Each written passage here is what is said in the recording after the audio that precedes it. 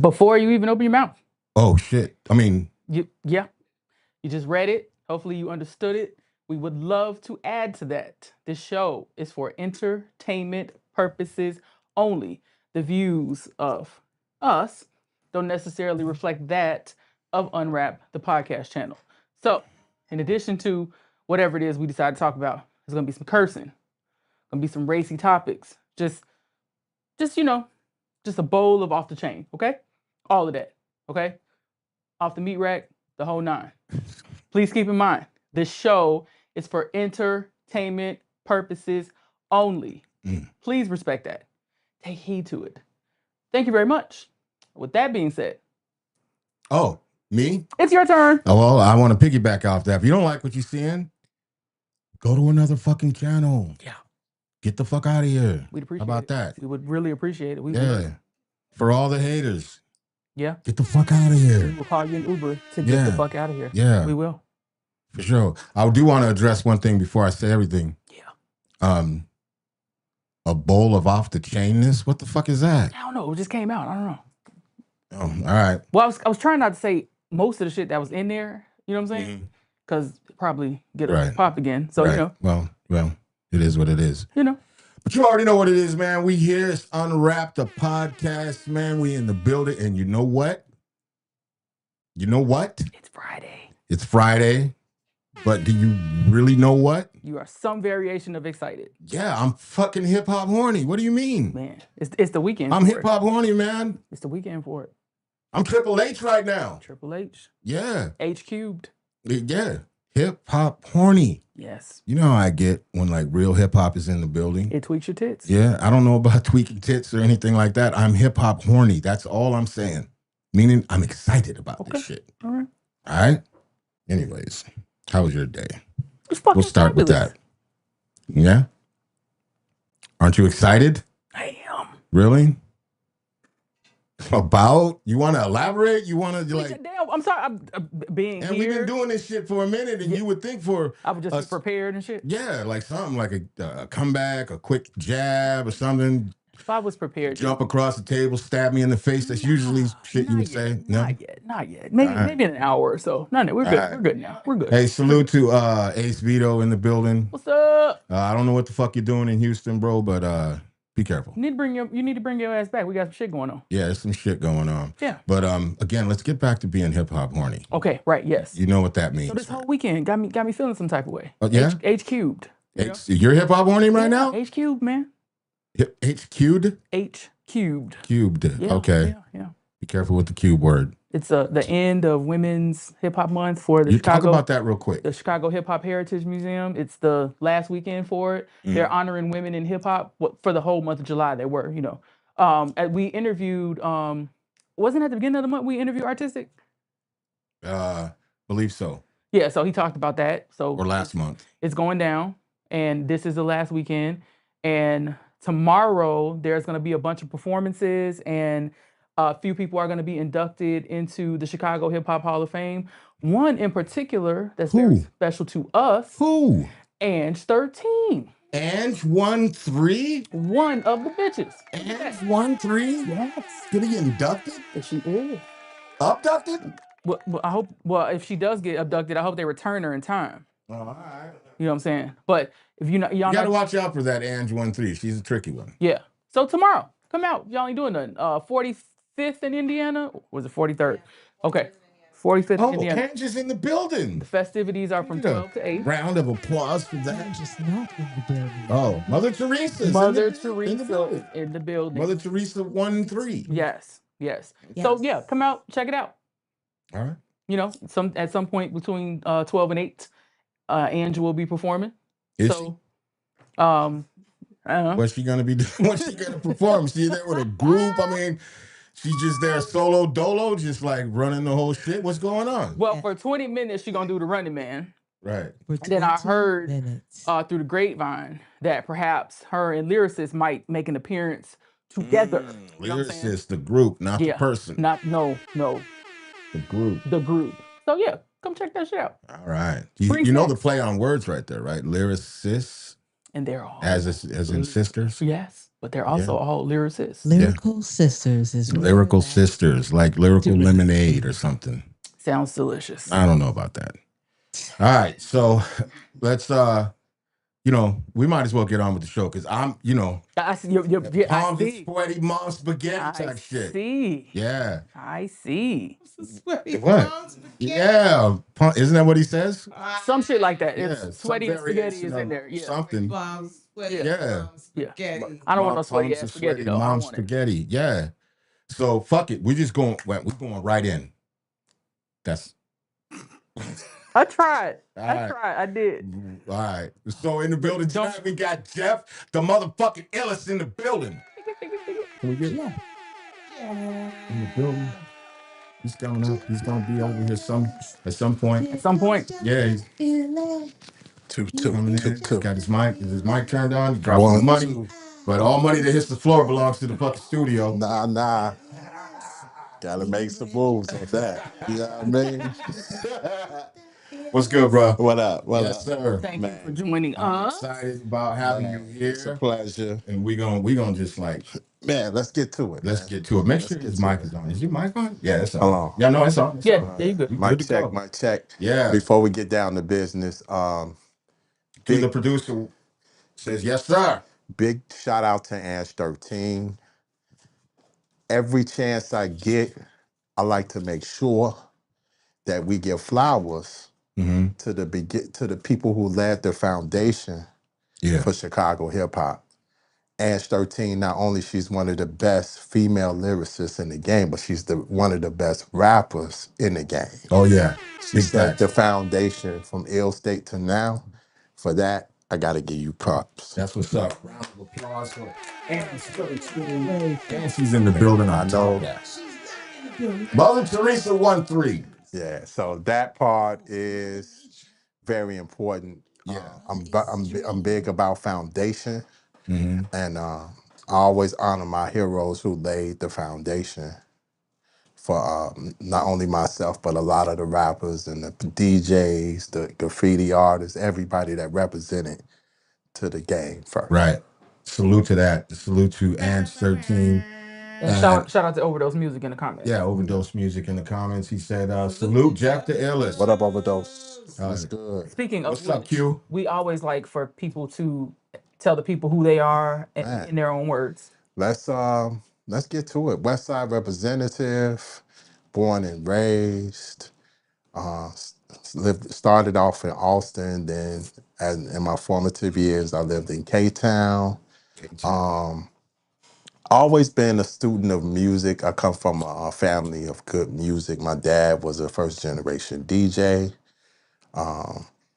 Music was always in my bloodline, but I was always caught in between music and basketball. Oh, okay. So those two things played a big part. Eventually, basketball was cool. I just got tired of the rhetoric of like, you gotta make it. You gotta go to the NBA. Right. And I'm like, I'm cool, you know what I'm saying? But the music always was there. So I chose the music game, and it was a blessing from there. Right. I can relate to that shit like 100%. Yeah, it was a blessing from there. And then I really started taking the music seriously in about 1997. I decided to, go ahead and take this DJ game for real.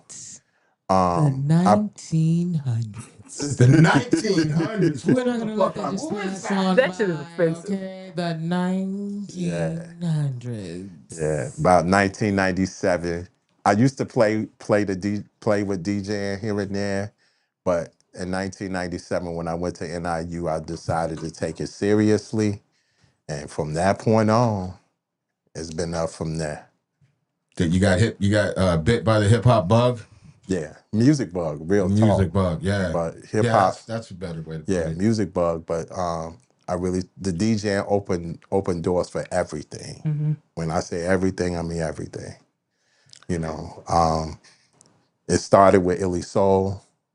If you are fans of the music, Illest was the first thing I started, and then from there, everything else came after that. That's what's up. Yeah. I can appreciate all of that. And like they all say they say that basketball and hip hop are like fucking cousins. Yeah. Yeah. And who was that? Giggle flying. Giggling in the background. Mother Teresa probably over Mateo there said doing he was something. 1 years old in 1997. I was waiting for somebody to say something. And first of all, we're not going to run this ageism up in here. No, we're not. Okay. We're not. I was at least in high school in Now 97. stop. I'm just saying. Stop. This is not the platform for ageism. Okay. I agree. You're never too old for hip hop. I teach No, that of in course not. I teach that in my class. It's not about old and new. It's about good or bad. Yeah, big Period. facts. So I'm just gonna lay this on the line today. That's a warning. Just cut it the fuck out. I got you. No ageism. I got you. Don't do that. I'm over here. I'm gonna do my thing. There's some mature people in the building. So Vintage. No. What Refined. do you mean? No, I can fuck with refined. What I will say is that don't get me wrong, 90s was a good hip hop era, but in today's hip hop era, we got some good hip hop out here. Oh yeah. Oh, without a doubt. You know, Without a doubt. it's And we'll not- get into good hip hop when we'll talk about your album that you got coming out right now. No problem. So when you started really like in music, and was it music first within hip hop, or were you like DJ or not DJing, but like doing graffiti or breakdancing or anything? To be like honest, that? I was a music fan first. Right. I was a music person first. I used to listen to it, man, record the tapes. Shout out to WGCI, Disco Dave, rest in peace. Raymond Ski Love, Frankie J, AM 950. Man, that's where I discovered Ange. Oh yeah. AM 950. Ill State Assassins. Man, shout out to Pink House. Rest in peace. Yeah, rest in peace. Listening to WNUR with Third Rail. We had Columbia College, but they were more house music. Right. So, but for the most part, WNUR. You know, I always tell people about how I really looked at music was I lived on a main street on the west side. I knew all the hottest hip hop records were in the cars. Mm-hmm. So every car that passed, you knew what top hip hop records was hot. Right. From the cars. So that part as well. Like I said, music fan first. You know, and then my cousins, shout out to Marvin, my cousin Lewis. They always had the music, and I would always try to be like them. Why is it always like a cousin or uncle? Yeah, the cousin, you know, they had the tapes in the car. Yeah, thank God for cousins and uncles. The tapes in the car lined up, and I'd be like, yo, you know, that's why I discovered hip hop. And then, you know, looking at BET, on TV Raps, The Box, stuff like that. That's why I really had a love for the hip hop piece. Right. But I always, in my household, it was always music. And Right, production, that's when I started doing production, that's when that really kicked in and blessed. Did you, okay, so you DJ first. Yes. That's like, because the DJing is the foundation for everything. Well, I will never retire from that. No, that's beautiful, but there's some stuff. I think he meant for him, like professionally. Right. No, I get it. That's why, you know. Right. Don't start that shit already. No, see, I already warned you, but no, but my thing, not thing, but my question was gonna be like, because like the natural progression from being a DJ is to produce. Like, yes, that's a natural progression. 1000%. Yeah. When did you start DJing? What brought that about? 1997. I was at NIU. I was just Ill for Real was 1 year old when you went there. And I was just to be honest, when I saw, and I could be honest, I saw this cat named DJ Sean, Madface at the time, but DJ Sean, he was DJing all the events on the campus, and this man was making a bag. When I saw that, I'm like, I always say this, I had a drumline moment, and that drumline moment when Nick Cannon saw that drums and it went in slow motion. I saw that money move and he was. I was like, I'm gonna need to talk to my interpreter. He's speaking in movies, so. Have you seen Drumline? I think I seen pieces of it back when it came out. We had it on DVD, but I never watched it. The essence of it, Nick Cannon was full of shit and just like a punk in general. Mm-hmm. But then he realized, oh shit, this might be something. Right. You know what I'm saying? Maybe I'll stop making my mama cry. Let me take this shit seriously. Right. And when he saw the drums, trying to get a cadence, he saw it in slow motion. And that's how he got the cadence. He couldn't read music. That was another. You had if you're part of the band, you had to be professional. This though. Yeah, but he saw the money. Perfect analogy though, Right, because he couldn't read music, and part of he lied. You know what I'm saying? Part of the allure of him was, oh, he's good, and you know we can get him in there, but he couldn't do shit. Right. So he had to figure out a way to pick it up quick. Right. And when I saw that man, I said, yo, this motherfucker making $1,400 in a night at a college. I'll be figure too, shit. Figure. Because you want people. I do that shit right now. I don't even know. People in college are broke as a joke. Right. So I was like, yo, that's the move. Because I already knew how to DJ. Mm-hmm. I just was playing with it, and I didn't never take it seriously. That's what I was getting to. Like, so when you started DJing, did you already had turntables? You already had mixers? My mom bought me my first turntables, the Gemini belt drives with the Scratch Master mixer. Oh, you know what I'm saying? So I had that, and then I had a good friend named Punkin. Shout out to him. He had one of those, and then I got in trouble playing around in school, and my mom took it away. But I always knew. Right. I always knew, but you know, I would always gravitate to it because I was, like I said, I was a music fan first. I was a student. So when I went away to school, I always had the urge. The biggest thing was I was going to do radio. Mm-hmm. That was my master key. But when I started doing radio, I was always playing dope exclusive hip hop and R&B. And I was like, you know, a lot of people was intrigued. Mm-hmm. It's like, man, once you start DJing, and then I was like, I tried, you know, I could go back into it and learn. But when I saw that money hit, I was like, all right, yeah, I'm doing this shit. because here's the one thing too, he was the monopoly too. Mm-hmm. So he was the man on the scene. One of the things that I learned, and I teach this in my class, is that you never take over anything. You get under somebody, learn the business, learn routines, learn how to navigate the campus, understand culture. Right. And that was something that I had to learn before I even jump into the game. Right. One of my weaknesses at one point was like I was so hungry. But when I look back on it, don't get me wrong, hunger is one thing, but learning the game was another. And that was something that as soon as I learned the culture of the school and what I needed to do, then the money came.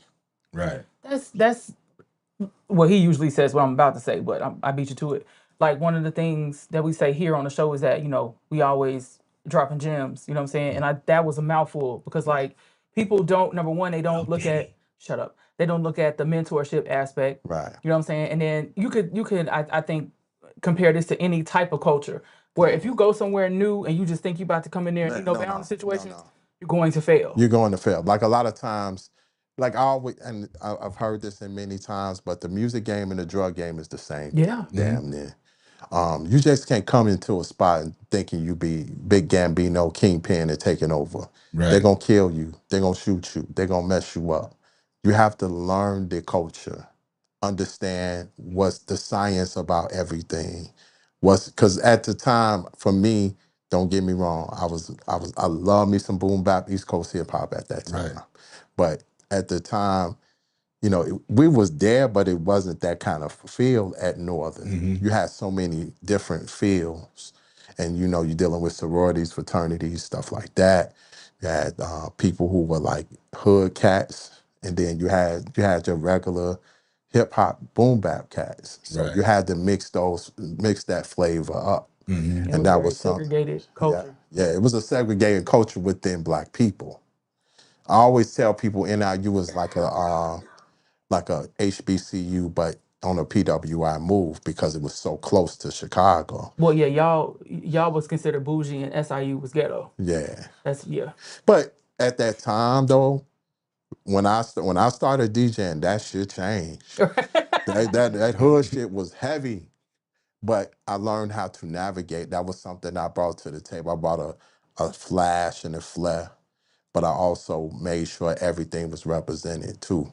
And I didn't want to just be so nichey, you know. And thank God it keeps me in the business of DJing to this day. So, when did you begin to start producing?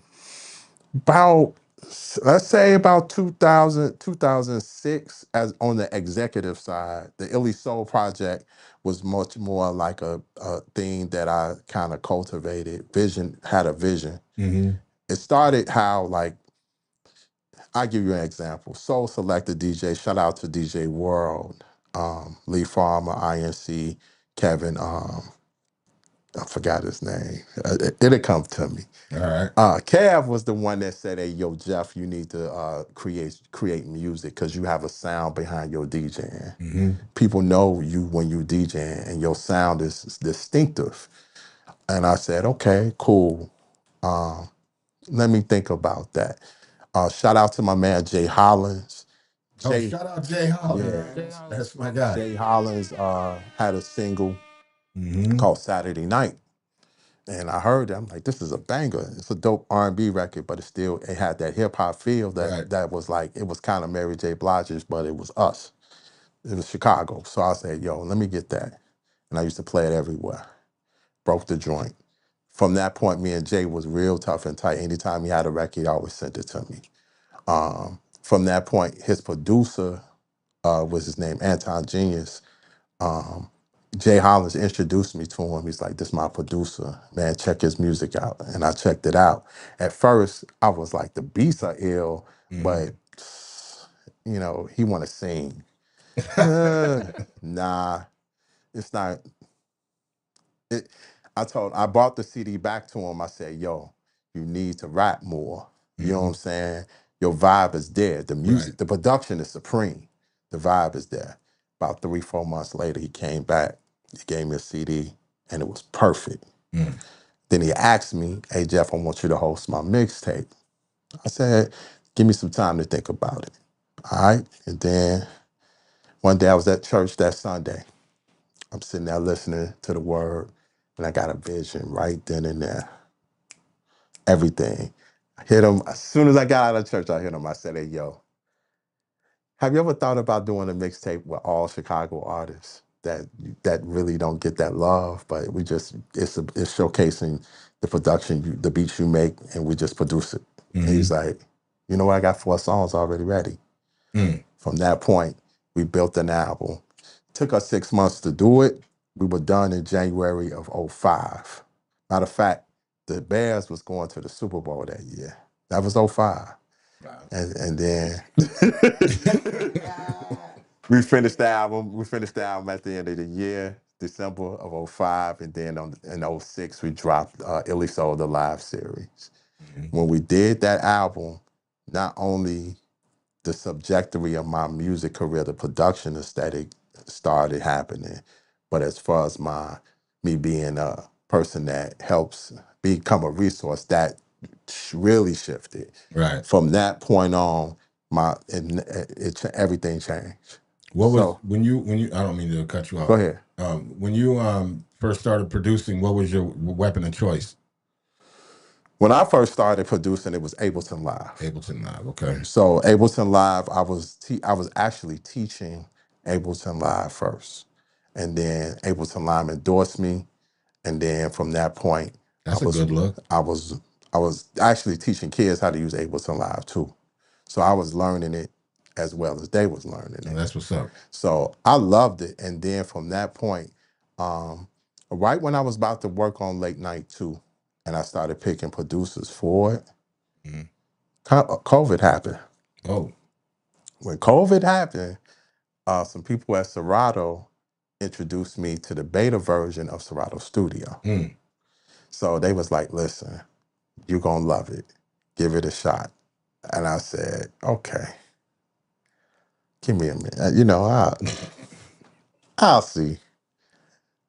But the COVID made me took everything off the board, off the whiteboard, and I decided to start using it When I started using it, the first beat I made was for Ange 13, and that was the Amazing 3 joint. Which one was it? Amazing 3. That was the first beat I made on Serato Studio. Wow. Look at You know, that. because Ange the always getting that. record, because the crazy thing, the record that got me, that made me a household name as a co-producer, but really put me on the map was Amazing Part 2. Mm. You know what I'm saying? Shout out to CD Effect. Did you know that? Look at that. You get exclusives and you don't even fucking know. Exclusives. Yeah. So when I started, when I did Amazing 3, from that point on, I pretty much produced Late Night 2, which I call that my baby. Mm. You know what I'm saying? Like, that's my Reasonable Doubt. Oh, okay. Yeah. All right.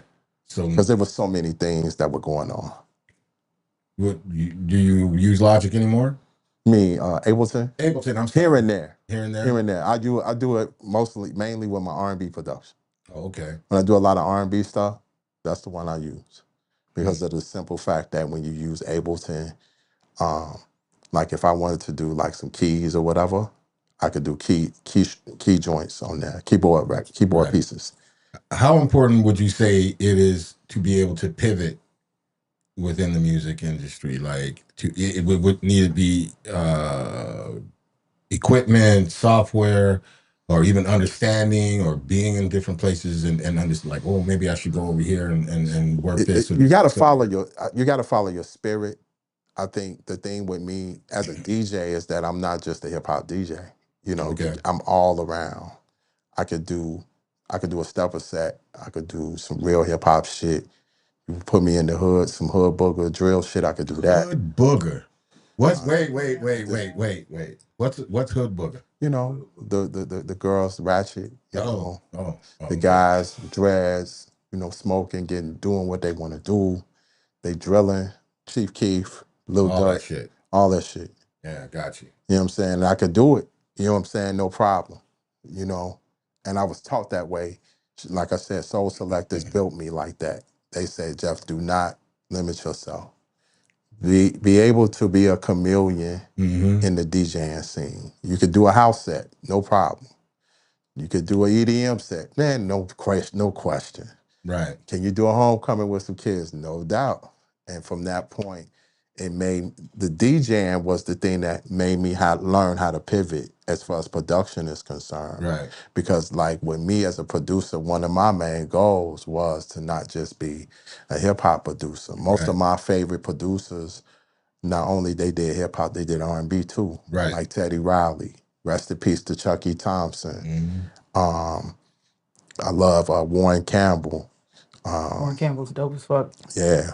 I love be honest, no diss to Puff, but the whole Bad Boy Hitman was a problem. Yeah. Definitely. You know what I'm saying? They was a problem. Stevie J, Nasheem, all them Mars was ill. You know what I'm saying? They had D-Dot. Everybody can do both sides, hip hop and R&B. You know what I'm saying? I love Dilla, same way. Dilla can do, you know what I'm saying, the R&B shit and the hip hop shit. You know what I'm saying? And in the same kind of feel. Right. And I was like, those are my favorite type of producers that can not just do just the real shit, but do some dope R&B shit too. Yeah. I agree 100%. Yeah, but being able to be open and creative, and not being afraid is a big one. You know what I mean? Like, no boundaries. You know, but I want to hit on something that you was talking about when you're talking about being able to do a lot of different things. I think that's a lost art form, being a DJ, learning how to read a damn room. Like nowadays, they just play whatever. They don't even really pay attention to the crowd and even getting the crowd involved. Yeah. You know, when I teach kids on DJing, because I do teach kids DJing and producing. Jump right into that. One of the things with children in this day and time, they look like here we go, ageism. They look at things from a level where they just kicking it with their friends. Right. And I tell them, do you want to be broke or do you want to make money? If you want to make money, you got to be open, no biases. You can't sit there and just be playing the top 40 and that's it. You got to learn how to get into your grandma's, your aunties, your uncles' records. You got to understand, like, if you're doing a stepper set, man, you just can't play just anything. You got to be entrenched. Right. You got to go. Sometimes you got to step out of your comfort zone and go to a stepper set. Take everything you see. You know what I'm saying? Because one thing I think with Chicago that makes us unique is that we are a soulful city. Right.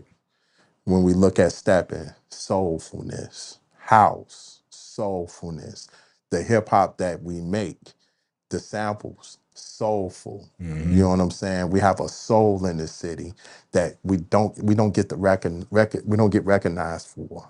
Oh, it gets recognized, but recognized, put in somebody's pocket, and then they walk off with it. Yeah. You know what I'm saying? Yeah. Or run off with Then it. they'll show back after the fact. Yeah. That's it. Yeah. And So that's and my definitely a biggest thing as far as, you know, like I'm one of the people that keep the soul in it. You know, I'm not afraid to keep the soul there, you know. Right. Yeah. How did you get in? So I hear you, and you're talking about teaching a lot. So what exactly do you teach? I teach hip hop culture, but mainly I teach the culture part from the DJ perspective and from the beat making perspective. Those are my two main pieces of teaching. Right. But both of those I teach music culture first, because I think it's very, in this day and time, these young people need to understand that when it comes down to music, you just can't listen to just your typical radio stations. Right. Now. You know, you really got to understand it's bigger than just your drill records now. Right. You gotta, if you want to be something or something bigger than yourself, you got to learn how to distance yourself from the drill. Open that box for some R&B. Here's something that really messed me up one time. I did a class, and I was talking about doing weddings. The ladies in the room was like, I get it, I understand. Yeah. One guy just told me, he said, man, ain't nobody trying to hear no love records. You know, they want to hear, the ladies want to hear Baby Chief do it. I said, yo, listen, my man. And he was a senior going to prom. I said, let me put you on game. I give you my R&B playlist. If that R&B playlist don't set a tone in your car with the date you with, you need to cut her. You need to cut her. You need to cut her. Can you share what's on the list? I'm curious. Man, you got Alex Isley. We got some Music Soul Child. Okay. The R&B playlist that I have is all mid-tempo, up-tempo records. Coffee Brown, Faith Evans, Mary J. We got Rail on there from Rockefeller. We got a variety of different R&B. She's gonna steal your playlist. Which will kind of test if a person appreciates music. That's it. I got Not you. only appreciate but understand the vibe. The thing that a lot of our young brothers don't understand is that R&B don't make you soft. R&B sets a tone. It sets a tone. Yeah. You know what I'm saying? It doesn't make you feel, it doesn't put you in a place where you're trying to pull a girl. It's just more like, if you got a girl in the car, make her feel comfortable, bring a different kind of peace and an understanding that, you know, once you get comfortable, it's over with. Yeah. You know what I'm saying? Game. Right. That wasn't even a gym. That's just game. Yeah. Once she gets comfortable and she calm, it's over with. You have to get that playlist. Yeah. It's on Spotify. It's open anybody can get it. But I gave it to him, and he said, Jeff, facts. I understand it now. You know, because he really didn't get it, because he wasn't used to listening to R&B on the everyday. I said, you might have to choose some different friends. Right.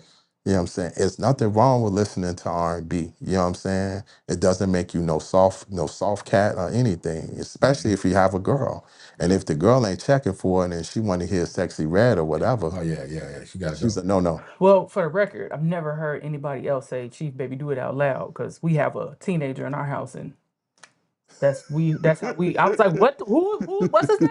Yeah, Baby Chief do When it. I looked it up, I couldn't believe that was a nigga's name. Like, Baby Chief these do it. names. Don't get me started because I just seen the double XL fucking The freshman class? the freshman class. Just and tell the me some video. names on there, please. No, I know they funny as hell. I don't. Are they all numbers? They're all numbers and shit. There was a kid on there that was like 14 or 13, and I don't know what the fuck he was saying. I didn't. There was, dude. I can't. I can't. I'm going to Google it when we get done. I can't. It so was excited. bad. It was super bad, and I don't even know what happened. I mean, I feel like hip hop is at a point where it's going to make a massive shift, and I hope that shit happens. Oh, the shift is happening now. Yeah. I feel like the calls coming in that there's some icebergs. And, you know, Yeah. maybe somebody's going to listen this time. The shift is happening now, but here's the other part too. And this is, here we go, class. These young people don't understand that when you sit here and you snitching on your records, the police and the FBI is paying attention. But after they passing now Ricos like crack at the end of the month. You know what I'm saying? And like nobody's like, all right, it ain't gonna be me. I just saw a video of a kid today crashing out live, like inviting them to come to his crib. He's out on the live with a gun, and then they pull up. He's shooting at him. They're shooting at him. I'm like, what the fuck is going on? Like, this shit is retarded. Like, yeah, I don't understand it. And I was talking with Ange earlier, and we were talking G Herbo. I didn't even know. Like, he doesn't know who Dilla is. Yeah, boy, you need to go sit down somewhere, man. Herb said he don't know who Dilla or Madlib, but here's the understanding of that: it all starts at home. Yeah, I was just about to say who would have told them? Right, it starts at home. A lot of times, these kids, their parents either they old school or they're their age, they close in their age range, and they playing trap and drill and all that stuff. Crazy. The new babies that we have are part of the drill scene.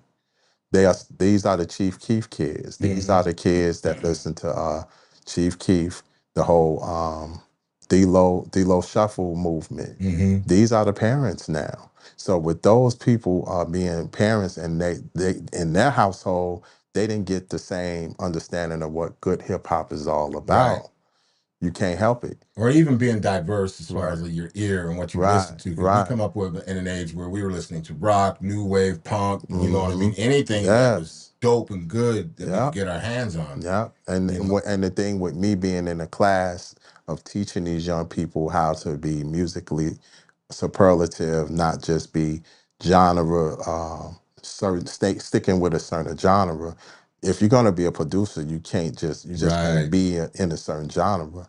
You know, I'm taking kids to record stores, digging for records. That's so dope. Or whatever, and telling them, listen, digital is one thing, but when you dig for it and you find things that are not in print and stuff like that, you're gonna find you some gems and some treasures in those records. Literally.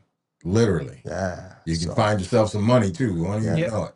And some of your top tier, and I tell them first day of class, your top tier producers, your top 5 nationally, they all sample heavy. Right. 2 of them in that top 5 are still relevant. One is about to drop an album August 8th with Rock Marciano. Yeah. DJ Premier. Yeah. Pete Rock is still relevant.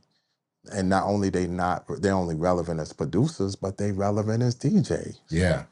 You know what I'm saying? So why you sitting here saying, man, they ain't checking for Primo. He dated. I'm like, he ain't dated. He is still cold. Right.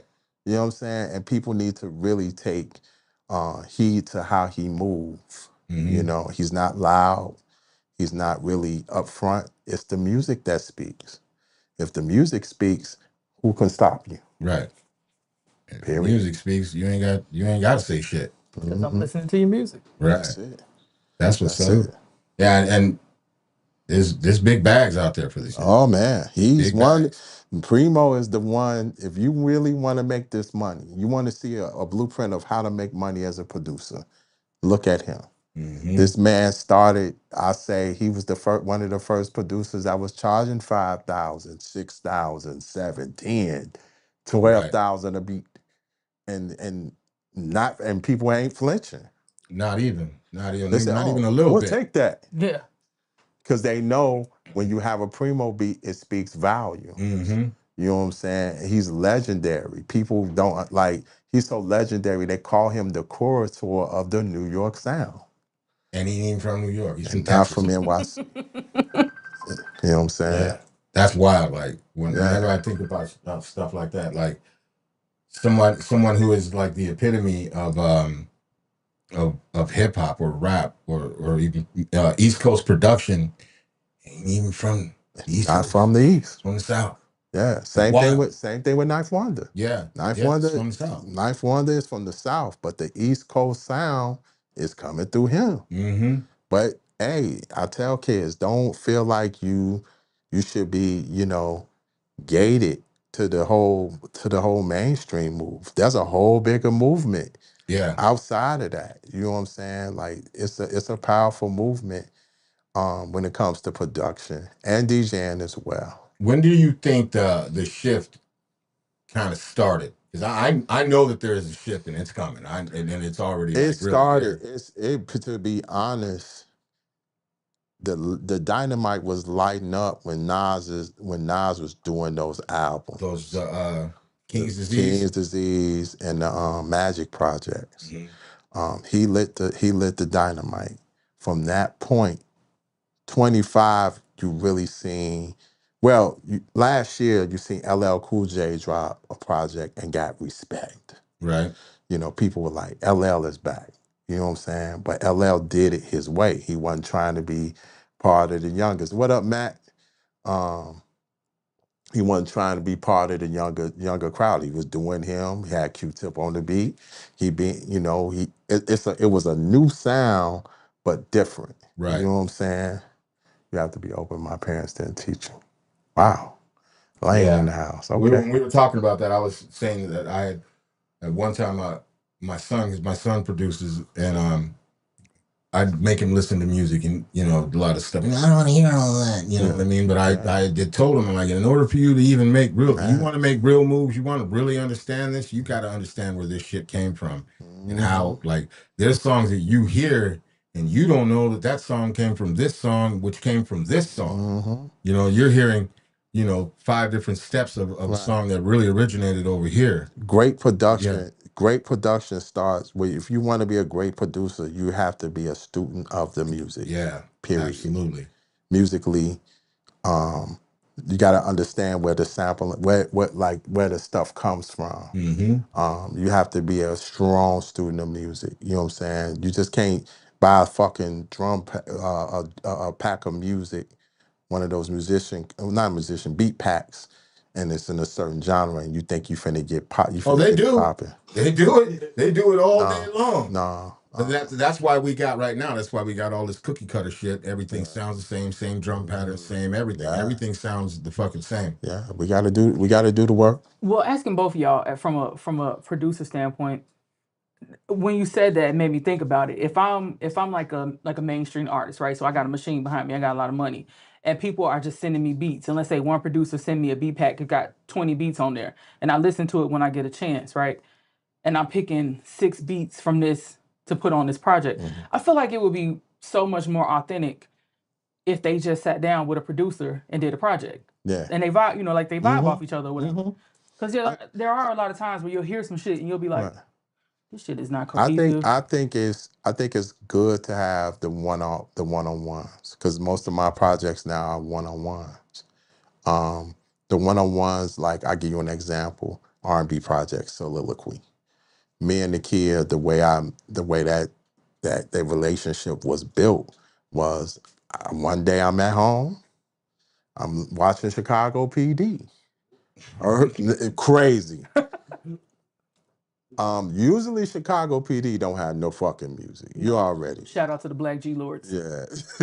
I don't even know. It was an episode focused on my man Leroyce Hawkins. He played Kevin, and he was at a nightclub, and the song came on. I'm like, yo, what the fuck is this shit?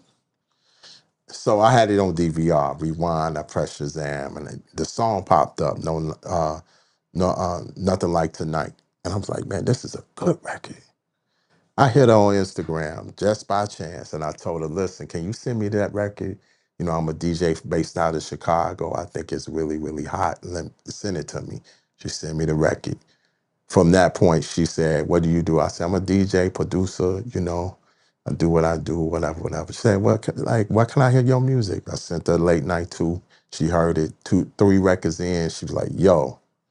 Send me something. Sent her, like, I didn't send her no beat pack, like 5 or 6 beats. Sent her like 4 beats. From them 4 beats, she picked 2. She said, man, I like your vibe. You know what I'm saying? I said, let's do an EP. I come down to Texas. Once I came down to Texas, we built some Honda management. From that point, we were like locked in and we had a relationship. That's what's And up. from that point, we had we would talk about, she would ask me, what can we talk about? Like with the first record, Don't Sleep, I said, listen, I'm good with the love shit, but let's talk about where you from.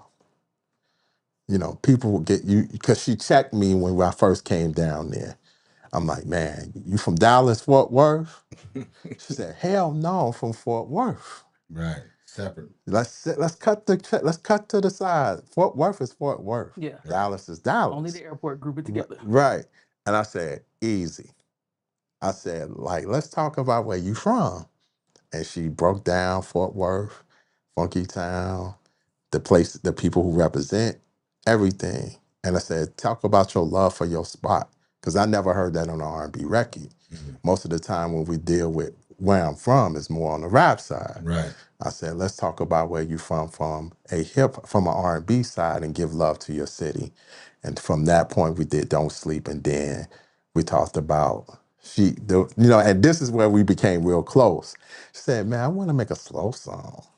I said, we're not making no slow songs. If we do, I'm going to do it my way. I'm going to lace a couple. We're going to put some Timbs on a little bit, and we're gonna make it smooth. And from that point, she was like, and then we started building a relationship. And from that point, we were really like, she's like family to me, because we have the same kind of understandings. We were just talking about how they try to force her to do Southern Soul. And I'm like, that's a niche. It is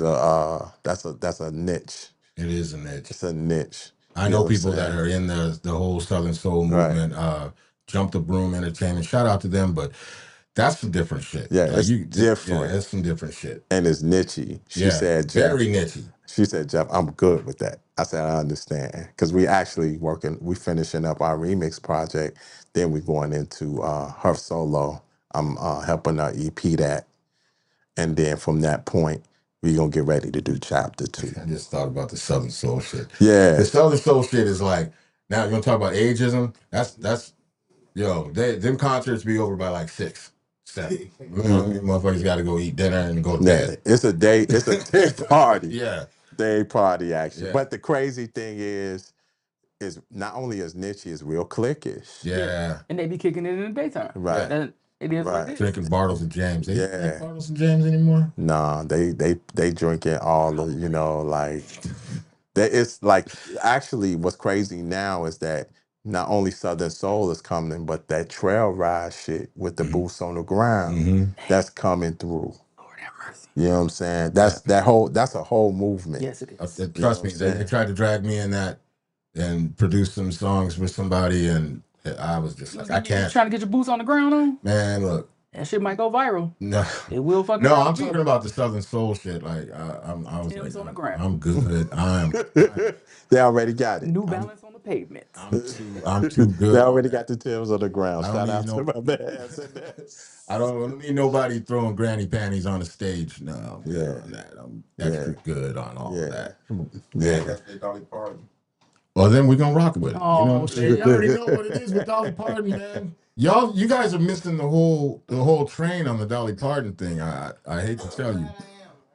I told you I'm with you on that. You're gonna do your thing, and I'm gonna be at Dolly World. Yeah, she ain't gonna live long. When I get my hands on it, she ain't gonna live long. It's gonna be over with. And I will have Dolly World. Yeah, shout out to my man Matt. He's one of my former students. Shout out to Matt. Yeah, he'll tell you. Like, I'm about that. About the business with them kids, you know what I'm saying? And I want them to win, not just not just do it for the moment. If you're gonna do it, go all the way. Go all the way. No, go all the way. You can make it happen. You just gotta work. Work. That's the thing, and a lot of people are afraid of the work. That's the key. Is consistency. I think afraid is an understatement. Yeah, right. They think it's easy. They want things to come to them. Right. And it's not that way. It's not how it But works. the thing that's crazy is that everything is kind of laid out in a sense. Mm-hmm. You know, you have like places like Twitch, YouTube, your social media movement. It can be if you use it right, it can be a blessing. Mm-hmm. Right. But a lot of these young people are using it for a detriment. Yeah. And that's the problem I have. You know what I'm saying? Like, man, if you, and I teach this, like, if you really want to make this DJing game for a reality now, man, you have, the numbers are there.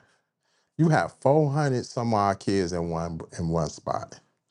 All you got to do is that, man, you put out a weekly mix, a mix on your Twitch, YouTube. You simulcasting every night, or you pick a night. Man, you got a movement already. Mm-hmm. You know what I'm saying? Once people, like, kids spread the word, like 2 people will turn into 2,000. Yeah. And it's so much opportunity now. The pandemic shifted everything. Right. You know Shifted what I'm saying? everything like a motherfucker. Yeah, and with the pandemic, as far as the DJing business, it took the club and they used the social media as a club hub. Right. You know what I'm saying? And you can make it happen. You can win. You don't have to be in the nightclubs. You could be on YouTube. Mm-hmm. And that stuff be a vibe. Yeah. Yeah. D Nice really took it to the next level and really gave people a movement where, you know, man, you could do both. Mm-hmm. You could be in the clubs, you can be on social media. And Tory Lanez did some wild shit during COVID. He had What thousands. was it called? I don't know, something about a club, but he was just acting like he was in the club. Yeah. Which was wild as hell. I got stuck watching it a couple times. Like, what the fuck? Yeah. You know, about an hour goes by and I'm like, well, fuck did I just? Niggas at the house. I'm never gonna get this hour back. The fuck?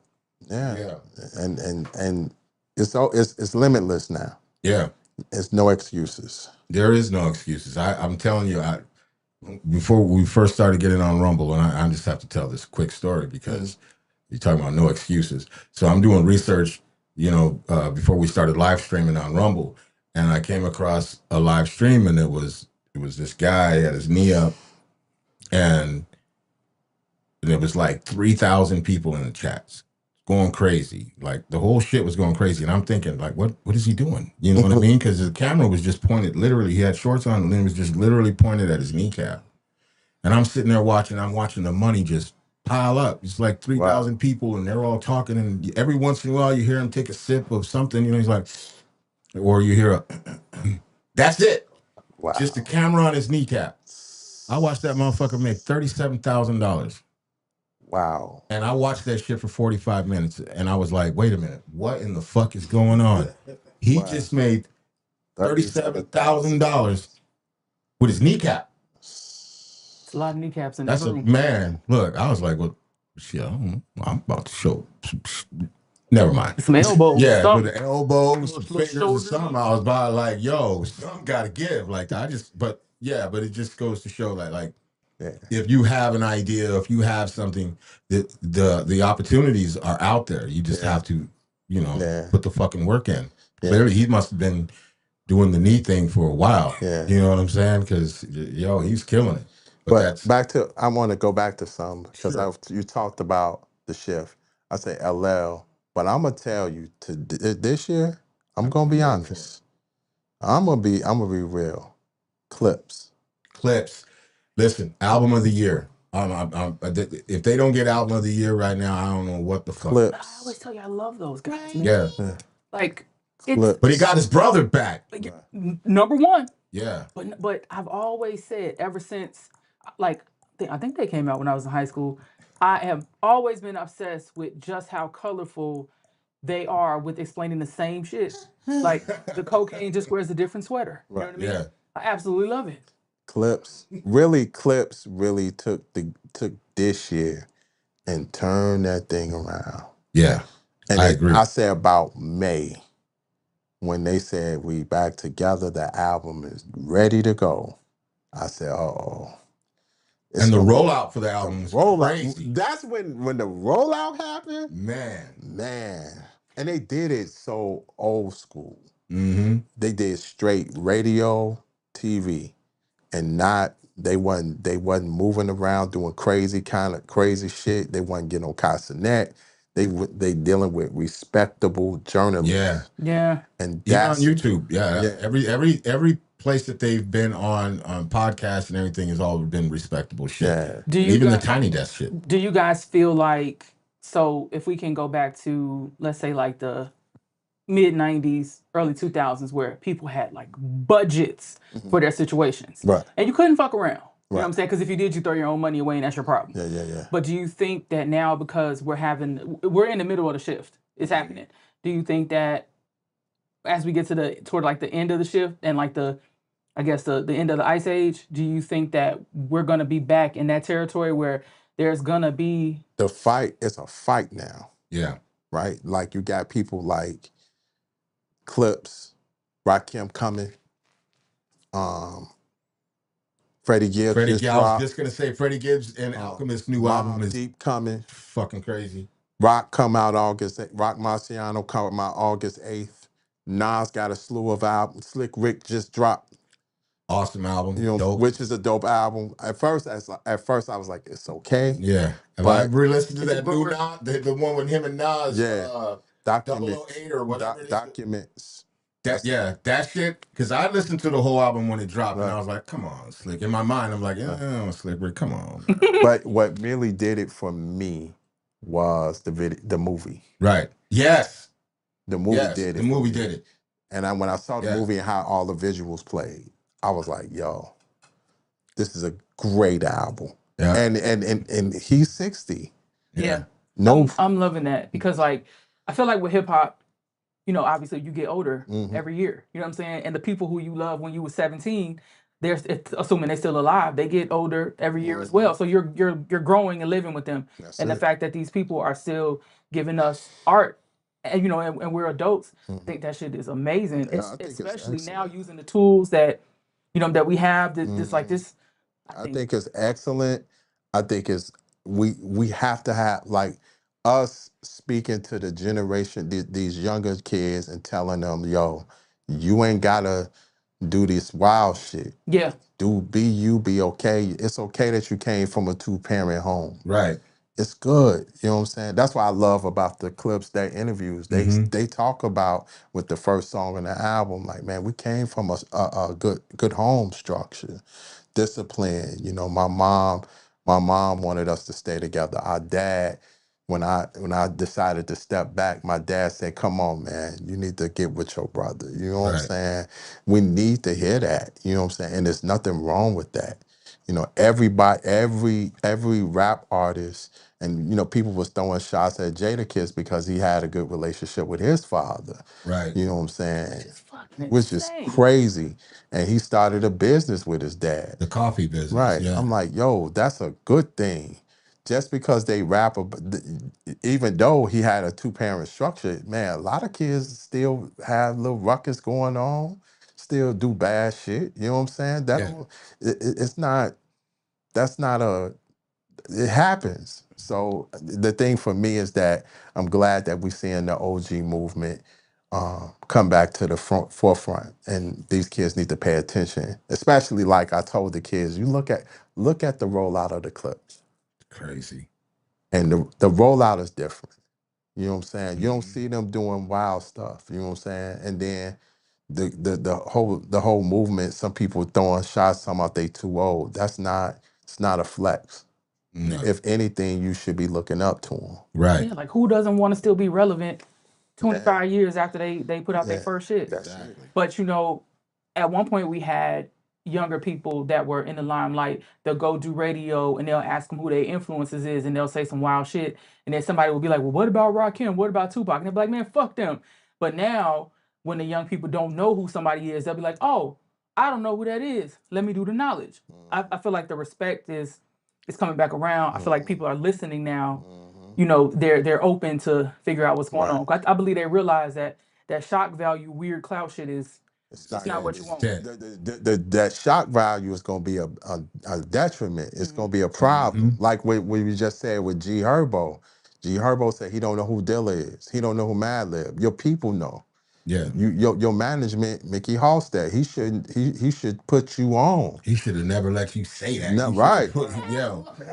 I mean, Real. you know, like I think with Herbo, his thing is he's now in a place where, you know, he's done therapy, done work on himself, so he ain't really, he don't give a fuck. He want to absorb everything he can, as he should have been doing. And not only that, the movement of his peers is short now. Yeah. Dirk is about to go to jail. He locked the fuck up. Yeah, he got a case. You got Chief Keef that's in California, ain't even thinking about rap. Not even thinking about this. He is the poster child for tucked. Like, right. Stay out of the mess. Yeah, stay the fuck out the way. Stay out of the mess. Keith I ain't trying to. that. I am not trying to do this bullshit y'all doing, man. I'm not in it. Like, nigga, I'm in a gated community. Right. Bring your ass out here if you want to. Right. Yeah. You got, but you know, all they picked, Von, gone. Lil Jeff, gone. My man who FBG Duck, gone. A lot of Cash. He got killed right down the street. Right. A lot of their peers and that, like Mellow Bucks, half of her movement gone. Oh well, guess what? She didn't learn nothing because she just dropped a video on Instagram. I haven't watched none of them yet. Talking about, I'm like, going through come some on, things man. with myself. Wow, unbelievable. Yeah. But I kind of get it in the worst way possible, because it's like, okay, now she's having a big, more than a viral moment. I mean, people lost their lives, and that's really unfortunate. But they're capitalizing on that by doing more dumb shit. So I feel like in this particular situation, specifically with this particular person, right? Grace and perspective is all we can give, and you know, because like I'm in this situation and I'm trying to get out of the situation, and this was my platform to get out of the situation. It's super fucked up right now, but I still got to keep this thing moving. You know what I'm saying? And what else am I supposed to do? Now we know what she's supposed to do, but I'm saying, like, I got to do this shit right now. We don't know what she has saved up or whatever. You know what I'm saying? It's facts. I mean, shit, this shit really could be because she got a bunch of services to pay for. You know what I'm saying? Or whatever. Who knows how many people they were all taking care of. We don't know. You know what I'm saying? Like, in these situations where you got these kids taking care of their entire fucking families, there's no space for logic. I got you. You know what I'm saying? And then the other part is, though, here's the thing, and it's another thing, like the shift. Here we go. You coming out with these records now, right? And things are happening, and most of the time when you have that kind of controversy happen, is used as a tool to promote your product.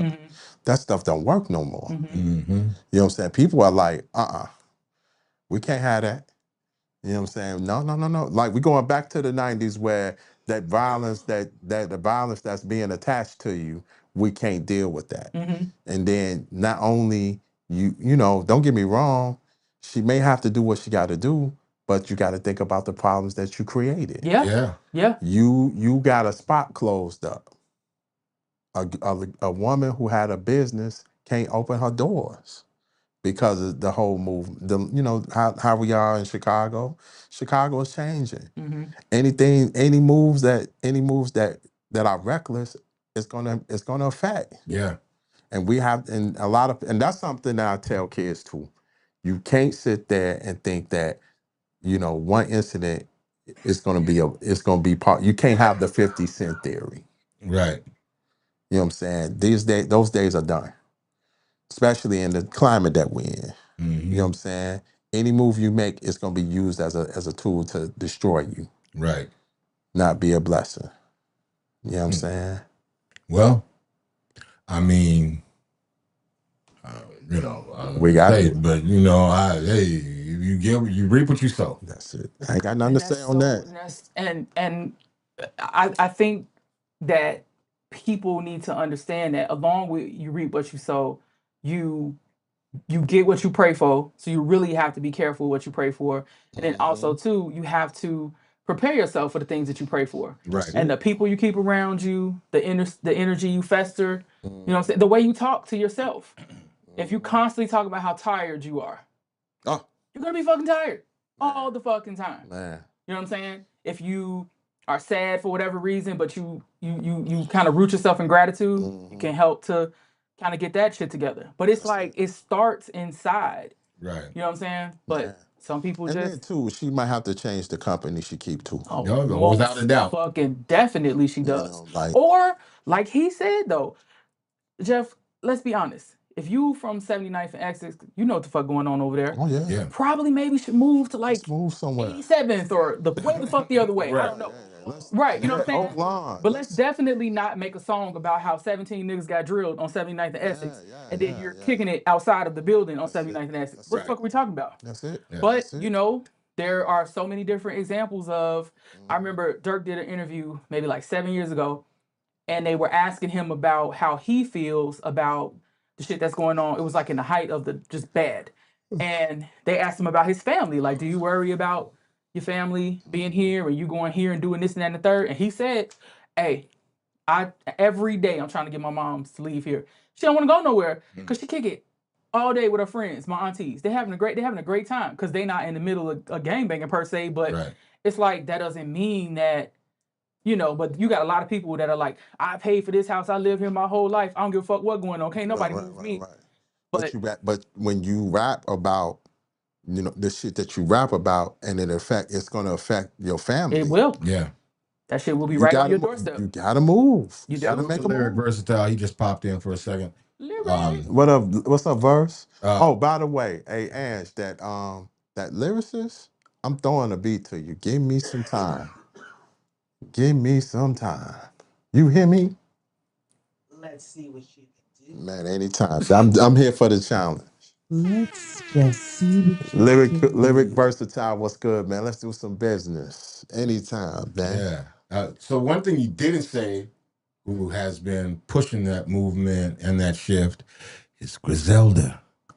Griselda, here's the thing with Griselda. Because they all popped in. They was like 39, but they're all in their 40s now. Like, Yeah, and the sound. Right. The sound is there. It's just that now they got to shift. Yeah. They have to shift. And They're they have to. The thing is, like, okay, I give you the example, and we had a conversation about this yesterday with a group of my friends. Shout out to my people. I do a podcast with a group of fellas called Reasonable Ignorance. Okay. So we talked about Lil Wayne, right? Now, when Lil Wayne, you would expect him as a, you know, people respect him as a lyricist. We're not gonna sit here and act like we're not. He's not. People respect him. Nah, he's dope. Kids respect that man. Right. But here's the problem. Where's the growth? I ain't never wanted to say nothing because people get so angry. But like everybody was like mixtape Wheezy and all that. But it's just like, come on, man, how fucking old are you? What's going on? Where's the growth? Yeah, where's the growth? Where we going? You know, like, listen, I hear Wayne rapping at a high degree. That's fine. But where's the growth? You 40-some years old. The things you're talking about is the same shit Dirk talking about. Right. You know what I'm saying? You still high off lean. Dude, it's time to elevate. Right. No, you still stuck in Louisiana. You think this is what, when I was listening to it, this is what I was thinking, and it's just my opinion. I'm curious. I've always had this thing about people doing shit for the wrong reasons, right? So like, you know, he just had that situation where he got passed over on the Super Bowl side. You know, he feeling how he feel. You think this has anything to do with that shit? That too, yeah, big time. And just inside me, big time. I'm feeling like big time. But the gives a problem, fuck? You should just, you know. But the problem is, it's a difference. Yeah. When we look at Kendrick Lamar not only lyrically supreme, but he got something to say. Yeah. Right, but that's what I'm saying. Like, I feel like he just kind of got caught up in himself and was like, I got to do some shit. Let me do it. Right, and but, he was so sick and so fathom about Man, I didn't win. I didn't get the Super Bowl. First of all, you can't perform. Let's start there. He said with Wayne, I don't think it's growth with him. It's dynamic. And by the way, he said, just say the word. He's ready to do something. Okay, no problem. I got him. But his he stuck. Like when we look at Super Bowl performances, right? Super Bowl performances are step ahead of the show. Like we look at when you look at the right, it's more about same shit. Right. When you look at Kendrick Lamar as a rapper, the songs that you see are powerful. And then like when we look at Not Like Us, Not Like Us is bigger than a diss song. It's a song of power. Being powerful. Like they use that record for everything, including Kamala's campaign shit. Mm-hmm. You know what I'm saying? That was something bigger than just a diss record. Right. Wayne ain't got them kind of records. No, he doesn't. He don't. He don't have no, like, he can't perform at a high level.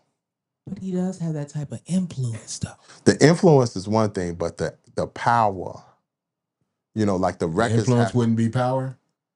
It can be, but not in the level as far as Super Bowl. And if you know what to do with it. Right. Like, that was my argument about him doing Super. Like, the first thing I said was, okay, so what's his set list?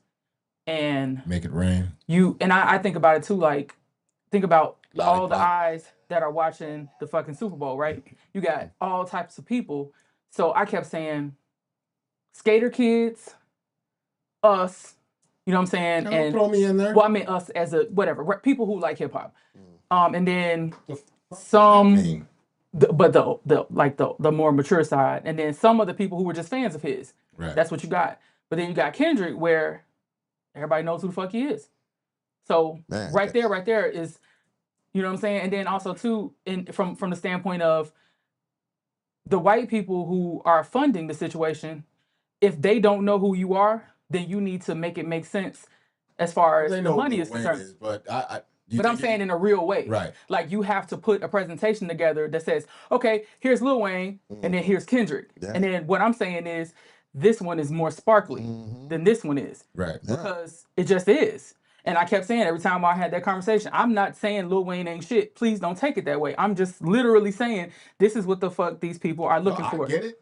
If you got 6 motherfuckers in the room and 2 of them know who he is, but those other 4 still have a vote and they don't know who he is, and they ain't got time, they on their phone, they got another meeting, I know that dude right there. Fuck it, let's go. Right. He's got 3 songs I heard last week. Let's go. And every record that Kendrick has done with that diss record was impact. Yeah. Impact. And it was not no subtle impact. It was powerful impact. Yeah. So that's what made him different. And what he has that nobody has is that he has a Pulitzer Prize. Oh, I was just about to say there's a Pulitzer Prize. When you're a Pulitzer Prize rapper, we have nothing to talk about. Right. That's when that whole like, how you go compare? I said, easy. This man got a Pulitzer Prize. Yeah. We ain't got nothing to talk about. Wayne ain't got that. Yeah. You know what I'm saying? No rapper in this world, including Jay-Z, has that. You know what I'm saying? And that's different. That is different. It's very factual. You know what I'm saying? But hey, it is what it is. That's not a qualification to be on the Super Bowl, though. Yes. Yeah. To have a Pulitzer? I mean, well, because again, Yeah, that package, like they're only looking at the package. I think for a lot of people in the argument, it's more of a passion thing because we're looking at it from a hip hop standpoint and like contributions to the game and things like that. But that's not necessarily a factor for them. Right. That package needs to be attractive. That's right. I need to see their return on my investment. You know what I'm saying? I just need this shit to make sense to me. Right. What you got? Right now, I say, I'm going to answer that question real simple for you. That performance is getting, huh? You been waiting to say that shit. That's why I was like, I'm not looking over there because she ain't gonna get me. Fuck that. It has an Emmy nomination. That's different. And no Super Bowl performance got that. I knew them pants was gonna do it. Yeah. They were gonna do it.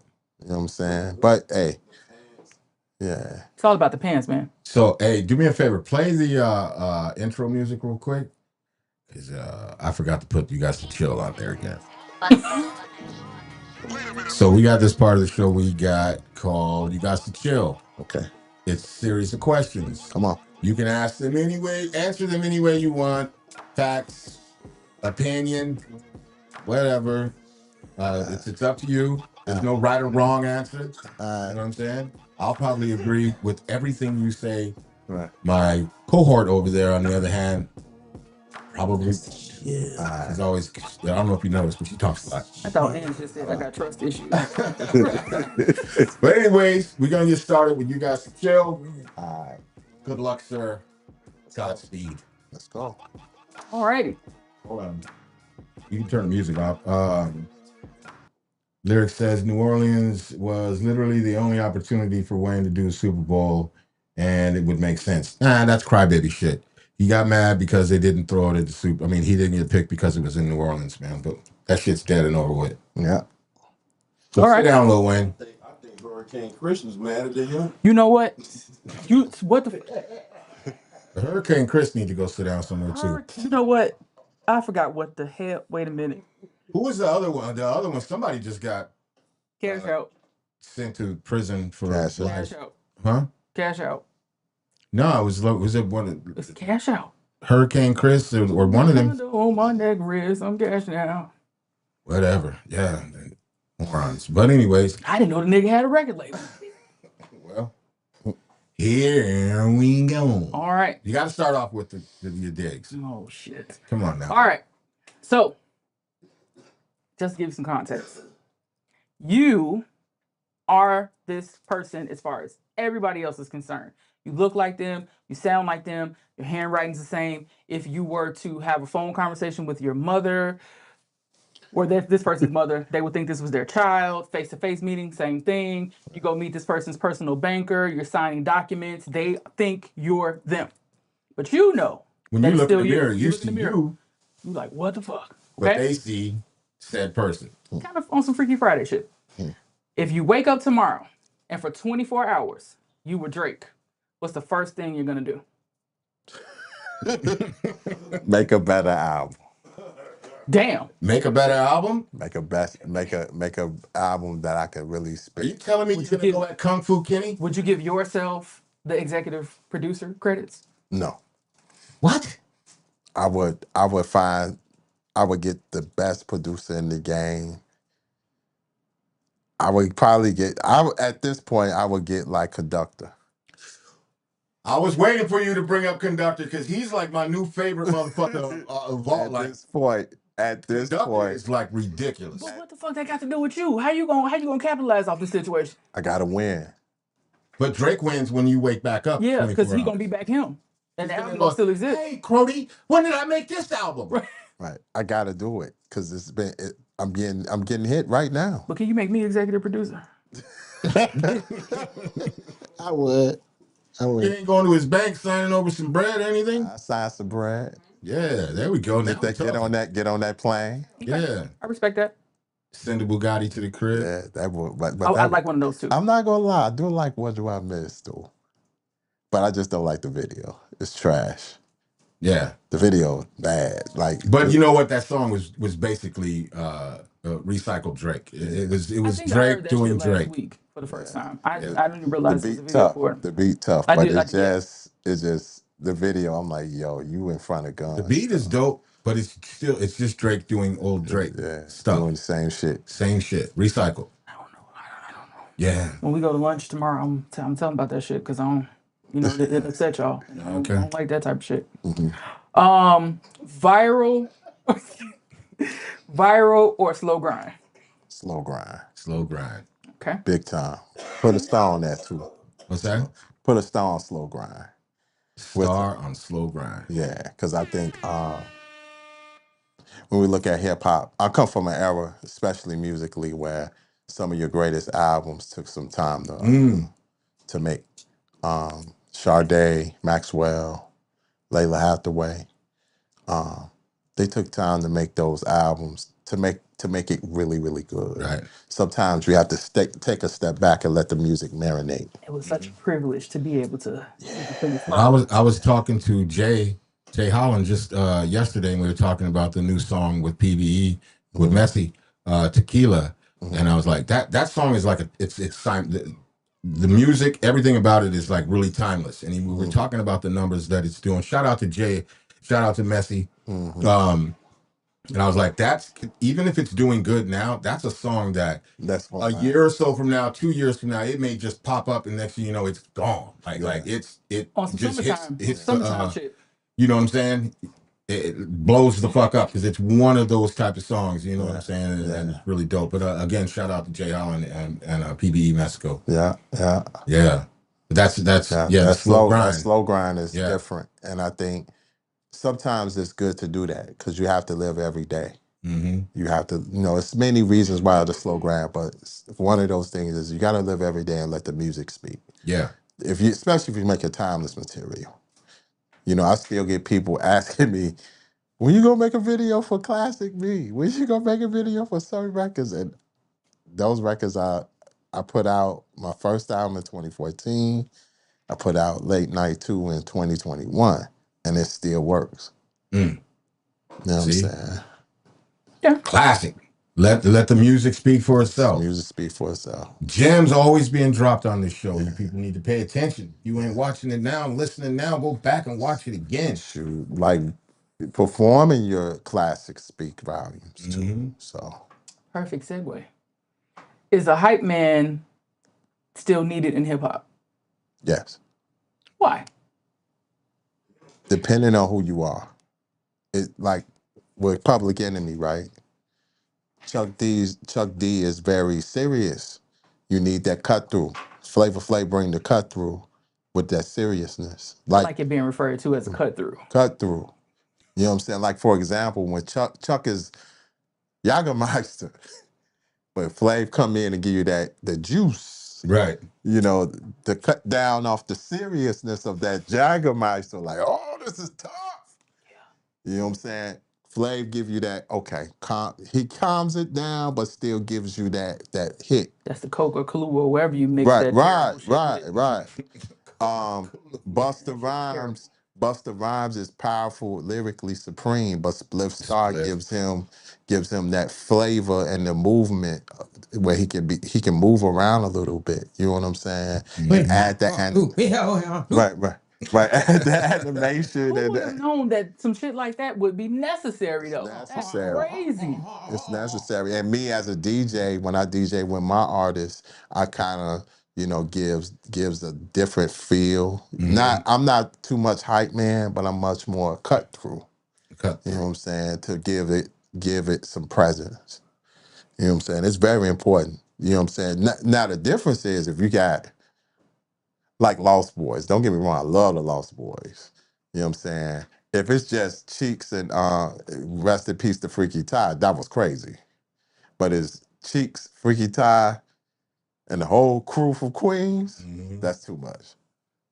It's too much. It's a lot. It's a lot to take in. Renee made me very sad. sad. Banging and shit. That's I love too that much. song, Renee. Shit makes me sad. Yeah, but the difference when it's just Cheeks and Freak, it was crazy. They had it. That was a perfect combination. You know what I'm saying? So okay. Why is it important to document the history of hip hop, especially from a Chicago standpoint? Because hip hop is life. Hip hop as a base, as a foundation, was a way of stopping anti-violence. Okay. It was a way of keeping, think about when it before it started, we had a lot of shit going on. But as a tool, hip hop was a tool to stop the violence, to bring unification, to bring people together, to stop the bullshit. And if you notice, when it came down to it, there were the powers that be. The powers that be was trying to stop the shit. Yeah. When excuse me, when black and brown people unify, the powers that be don't want to see that. When we unify and we cut and we form like Voltron, and we destroy the bullshit that they try to keep us from winning from, the world is a happier place. When the Black Panthers took care of the community, the world was a happier place. But the powers that be did not want to see that come to fruition. That's why they killed Fred Hampton. See? Gems being dropped. Word. Would you consider hip hop a culture or a lifestyle? Both. Lifestyle. Lifestyle as far as the clothes, the feel, the understanding, the knowledge, the activism. Hip hop, like I said, hip hop was an anti-violence movement. So we have to be part of the community activism of what hip hop brought to the table. We have to. That's Fucks with that. We have to. No, Culture wise, the culture is the history, the music, the aesthetic, the 5 pillars. That part. If when kids and people understand the 5 pillars and what those 5 pillars represent and how it entrenches to everything else, they wouldn't be doing the bullshit that they're doing. G Herbo would know who Dilla is. You know what I'm saying? If he understood what hip hop culture really means, what the lifestyle really means. You know what I'm saying? Shout out to that. Interesting. What was it that Bob Rock said? It's a Philosophy. philosophy. I can see that. That part too. When you think from a hip hop aesthetic, because hip hop challenged everything, challenged your history understanding, told educators you can't just tell the lies that you keep telling. You gotta give us the real. You gotta give us Nat Turner. You gotta give us real civil rights movement. Just can't give us cookie cutter. Give it to us straight. Tell it like it is. I wanna know why drugs fucked up my hood. You know what I'm saying? I wanna know why Malcolm X was bigger than Islam. Right. You know what I'm saying? When he said by all means necessary. It wasn't just a statement or a poster. It was serious business. I'm not gonna let nobody, Elijah, Martin, or anybody turn me around and water down my message. I'm gonna speak truth to power. Ain't nobody gonna stop me from that. That's what hip hop did. Not the shit that we've been seeing right now. They watered it down because they knew if we as a people stood on business and continue to stand on business, we would have ruled the Some shit land. don't shake, yeah. That's why powerful shit. We would have ruled the land. Yeah. See? It happens here all the time. All the time. That was a very powerful thing to say. And it's true. True as fuck. Because I like there's a lot of us that are within the hip hop culture that this shit saved our lives. Yes. And in turn saved our kids' lives, saved our families, to say the least. You know what I mean? You have to think about, like, example, Nas is a high school dropout. This man is about to bring jobs to his community by bringing a casino. That's crazy. To his neighborhood, to his borough. Come on now. That's some heavy duty shit. Man. Yeah. That's different.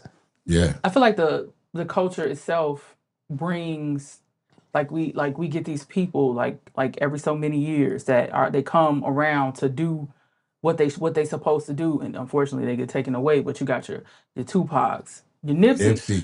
Nipsey came and brought just a light of this nigga was like a blast of mint. You know what I'm saying? Like he brought enlightenment to so many people and everybody in their own way. That's it. You know what I'm saying? And it's like if people like that are allowed to do what they set out to accomplish, shit is definitely. That's why they killed him. Yeah. Yeah. I hate to say it, but we're seeing it now with Big U. Everything is coming out. Yeah.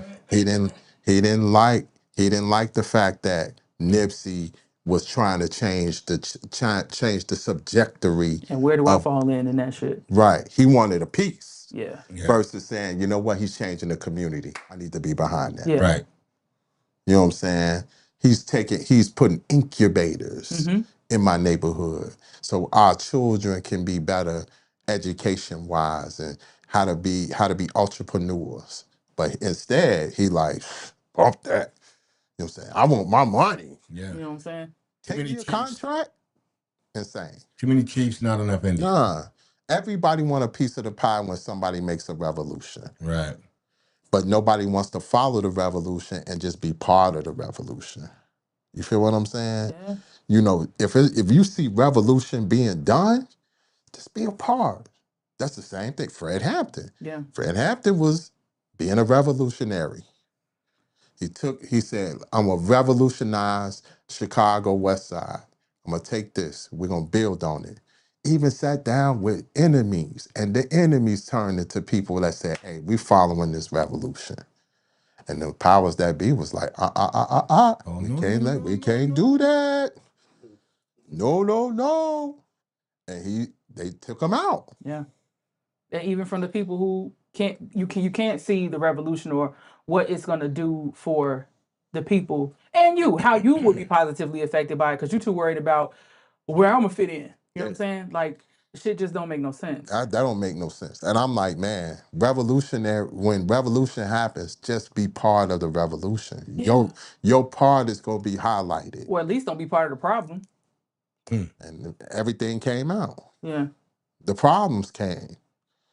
You know what I'm saying? So it is what it is. But I miss Nips. Yeah. Yeah. Nipsey is a lesson. Yeah. Yes. Yeah, he is. You know what I'm He saying? definitely is. You know, he came and charged $100 a take. Miles was looking at him crazy. He wasn't crazy. Nah, not He at all. wasn't crazy. He was using that money to put to good use. Yeah.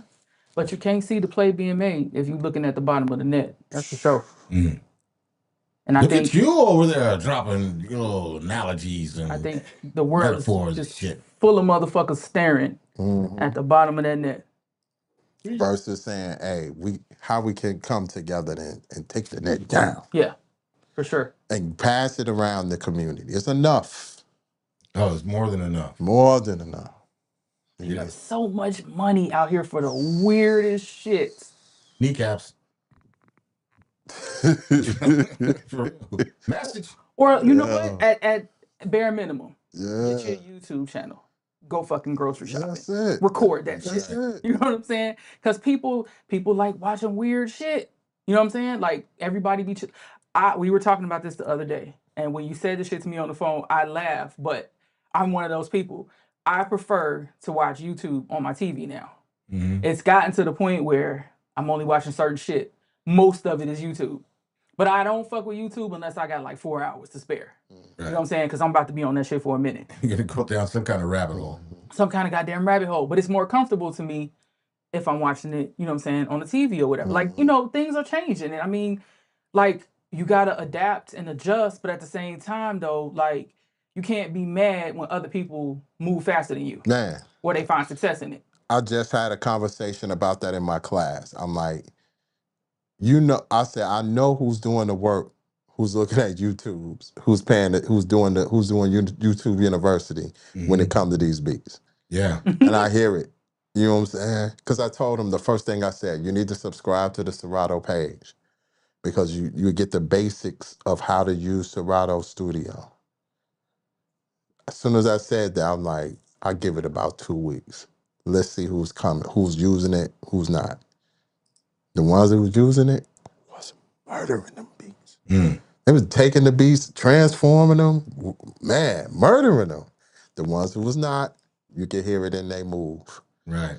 And I don't want, my thing is, I'm not finna force you to do something you want to be great in. You have to want it. You got to want it. You know who hustling and who's not. Right. Who want a handout, who want to hustle. Which one you want to do? Unfortunately, everybody wants the handout. Right. That's unfortunate. Yeah. And also too is not everybody, but a lot of people, they want everything without the work. Mm-hmm. Yeah. What is the disconnect with the older generation and the younger generation in hip hop? The older generation didn't want to pass the torch. Ooh. That is so Ouch. fucking true. Ouch. That's why you have these youngins. No, not no. I wasn't looking over there at you because I've always been a person like, all right, like let's pass the torch or let's keep And these the younger motherfuckers on. generation decide to do their own thing and look, and they wayward. They fucking up. They don't know how to live. They don't know how to Pharaoh. make the rebellion. moves, make the right moves. The big homie rebellion. Right. Like, nigga, who you think you are? You an OG. You ain't shit. Look at me. Versus the OGs didn't pass the torch correct. And that's something that one of the reasons why I started teaching, because I'm like, these young kids need somebody to teach them how to move in the culture righteously without preaching to them. Give them the seed, not the seed. From there, you go your way and open the door. Don't push them. Here's the seed. On some Monsanto shit. Right. Son, Take the seed. But that was the problem. The OGs, the people who were supposed to take the game and move. And it's not just in hip hop, house too. When you look at the documentary on house, that whole shit gatekeeped. Right. Yeah. The gate is gatekeeper. And you would think that you will want people the younger generation to take this mantle and take it to the next level. It's starting, but it's not enough. Jesse Saunders, I want my fucking money. Damn, that was random. Right. And well, I just thought of it. Yeah. He said gatekeeping and house music. Jesse Saunders, you owe me money, motherfucker. I want my money. We need. You don't know who Jesse Saunders is? Man, one of the originators of the Chosen Few. He started it. I was signed to his label, Gangsta Boogie Productions. You owe me fucking money. Yeah, but like that's the problem. And if nothing, either the younger generation either gonna take it and do their own thing, or they're gonna abandon it. And now they still, we getting it musically on both sides, but we need to step it up. You know what I'm saying? I think we are starting to see now the OGs pouring into young people. You know what I'm saying? But before, when we saw the bullshit happen, the drill scene, none of these young people, none of the OGs are not passing the torch. I blame them before I blame the young people. I think though too, a lot that shit might have been a little bit of culture shock, because it's like, okay, I said I'll murder a couple niggas here and there, but I ain't really never seen nobody that may or may not have. Right. And they just told me they did, and I can follow the shit on Twitter, and the soundtrack on the song, pretty fucked up. They are illustrating their crimes. Let's not even go there. We ain't got time. They snitching on the mic. Yeah. They telling everything. Like using it as a tool to as a blueprint for the bullshit they doing. You can't do that. At this point, we have, like, Young Thug could have been fucked up, but it was the fact that I hate to be political. When Trump put Fannie Willis come after her, when she decided to come after him, open the shut case with Trump. That should have been done and everything. But when Trump attacked her, everything else failed. Including that case with Young Thug. Because that Young Thug situation, it was a bad case. It was open and shut, really. Open and shut. But things, when you got people that's crazy, and then they find stuff, and once they find that piece, bam, everything else falls. You feel what I'm saying? And my thing is, now they are trying to stop. Big shout out to Jay-Z. I respect what he did. You know what I'm saying? And that's I think it's a state thing now, but they're trying to make it a federal thing, where they trying to not use rap lyrics as witnessing tools or evidence, which is understandable. But at the same time, man, these kids are using that microphone the wrong way. Yeah. Well, if they all would have done their history, they'd have known Rated X just did like over 25 years for writing a song about home invasion that he did. It's a difference. It's like if I said and use the album cover, use the weapon on the album cover. Right. If I say I did some shit, you know what I'm saying, and I just said before the internet. Right. You know And I just said it, that's one thing. But if you got the song where I explained it, the Twitter timeline where I tweeted about the shit, right. Then after whatever it was went down, then I'm celebrating. Like it's too much shit to corroborate. X-Rated's case was the poster child for the shit that's happening right now. Fucking crazy. Like That's it. it's just shit too much. Like no. That's it. And then I think I told you about this one dude on YouTube that me and Swipe watched. He put together this goddamn video is like 4 hours long, where he went through King Von and KI situation, and he just painted this psychotic timeline of events, and it is masterful to see. But it's like, what? This shit is real. Yeah. What the fuck is going on? Right. But anyway, we digress. Well, we don't have a whole lot of time, so I want to talk about the new album. Yes. Man. Yeah. So like because normally there's a whole lot more questions that are really. That's fine. We'll have you come back. Okay. Another time, whenever you have the time and okay. got other projects or whatever, we'll definitely have you back. But I want to talk about the album that you have coming out now. What can you tell us about it? Name of the project is called Supreme Excellence. This is my first rap one-off. Her name Danielle. The way that project came about, I made a promise to her. I never told her, but I told her myself. Right. I said if I start doing music, or if I get to connect or anything, I'm gonna find her. We're gonna put an album together. Started doing music, and the first thing I did while we was doing the record with Ange 13 and Crystal June, because here we go. Shout out to She Crystal knows. June. She knows. Dope shit. Yeah. I was originally supposed to have I ain't gonna name her, but I want Brittany Carter. Okay. Brittany Carter came at me and was like, "Hey, yo, I need that G." I said, "Damn, do you know who you talking to?" At first, I was not trying to flex, right? But I'm like, "Do you know who you talking to, man? I'm a DJ nigga. You know what I'm saying? I'm trying to put you on." But nevertheless, woke up one day Saturday morning, and I said, "Yo, Danielle, wait a minute." Something in my soul. My God spoke. I hit her. I said, "You still rap?" She said, "Nigga, you want what? You need a rap? You right? You need something to ghost right?" I said, "Really?" Now I want you on this song. We'll sing you the beat. Said to the beat, she sent me something right back. I love it when they do that. Right. And I said, right back. I still got the voice note. And from that point, I said, yes, that's what I'm going to do it. So I started doing her album right in the middle of me doing Late Night. And then I just started working on the album. It was a labor of love. A lot of stuff happened in between of working that album. At first, the name of the album was going to be Hater Proof, but with her representation and her style, I named it Supreme Excellence. So while I was making Supreme Excellence, it was going to be an EP, and then her mom passed. When her mom passed, shifted my movement on making the album from one level to a different level. Right.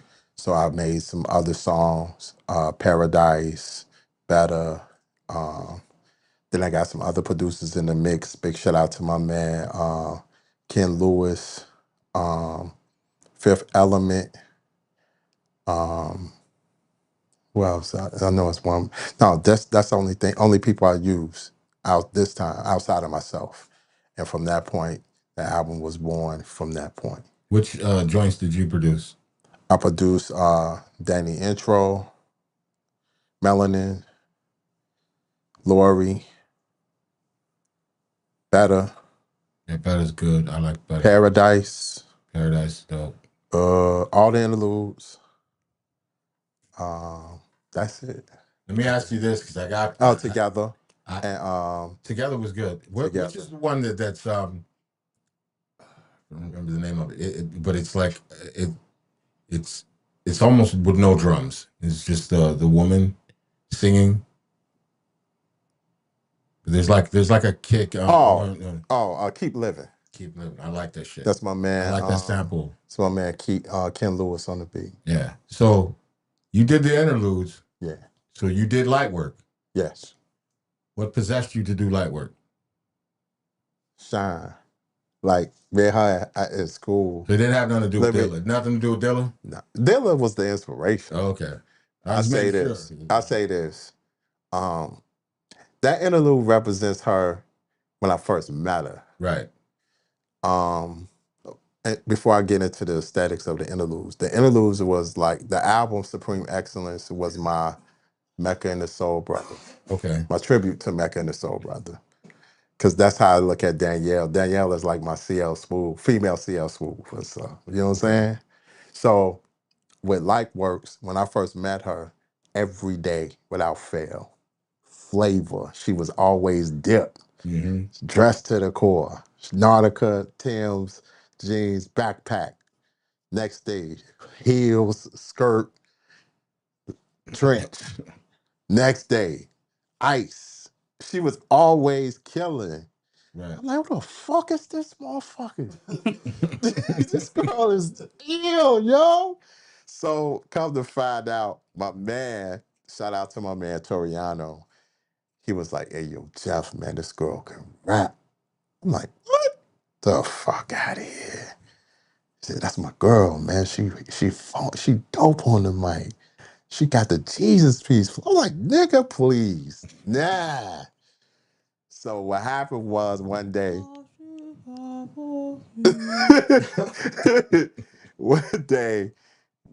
me and my man Bull, I was DJing this event for this fashion show. And she walked up all black or with shades on or some omen shit. I'm like, she said, hey, yo, Jeff, you got that mic? I said, yeah. Hey, give me an instrumental.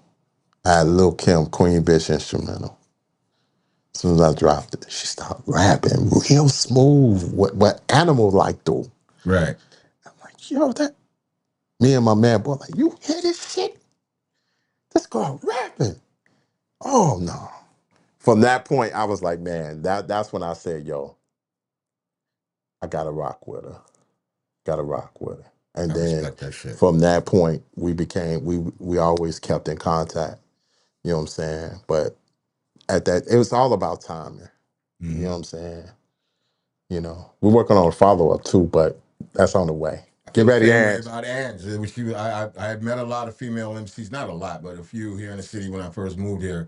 But when I heard her, it was over with. It was over with. I was like, done. We had fuck that shit. Yeah. Everybody else would go to hell. Dudes too. Yeah. Dudes too. Crystal was Crystal was one of my peoples too. She was part of my movement, Illest Soul. So she's like another Crystal one. Yeah. Me and her built a powerful connection as well. I kind of like with her, she was real timid. So I kind of like, yo, let's do some things. I kind of got in that performance shell. I said, yo, let's put these seats on the joint.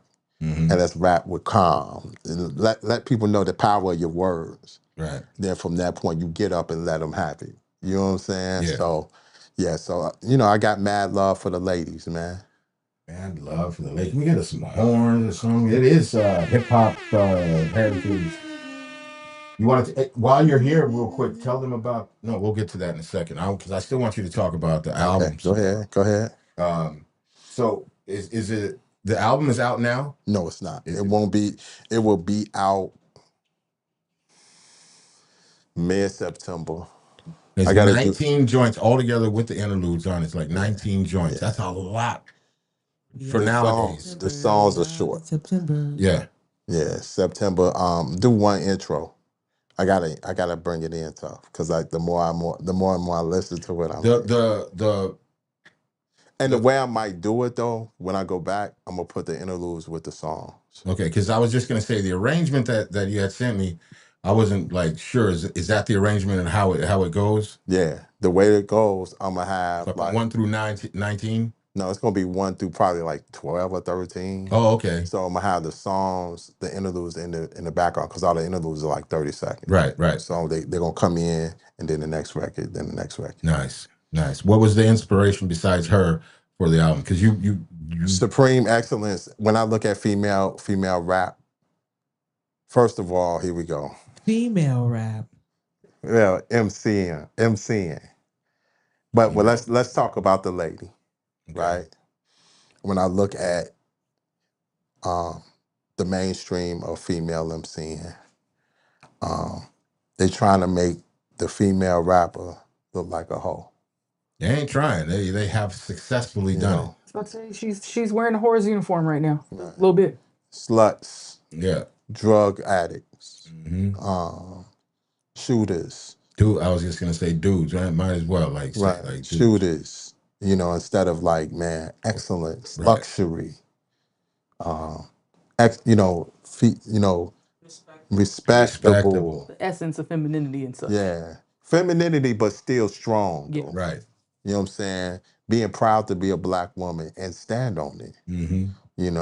And not be like this, you're a strong black woman, but you just being, You marinated in toxicity. Right. Nah. When in fact, black women are the most educated group of people in the United States. That's it. And and represent that and not be afraid of that. You know what I'm saying? And I thank God that I didn't put it out. It's really good time for it. Right. You know what I'm saying?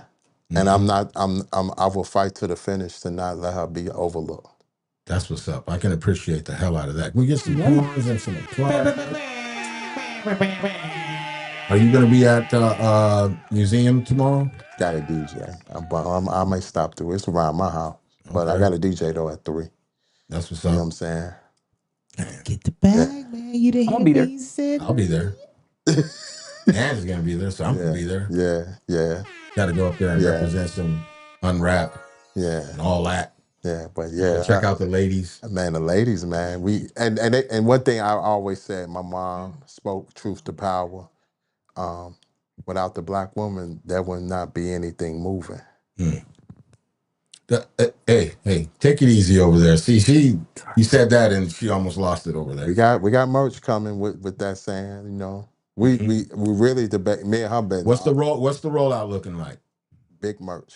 Like we doing some. We actually doing like I'm trying to really debate on the vinyl because I want to do a vinyl where she's part of a sorority, and we'll do like a special vinyl for her sorority. Holy with shit, that's sorority dope. colors.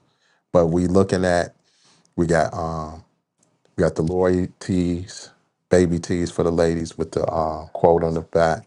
The phrase baby tees always trips me out because, they never fit any of us. Hell no. Oh, Never fit any. Put a few more X's in and this. 13, listen, ladies, you talking to a guy, I like the full-figured woman.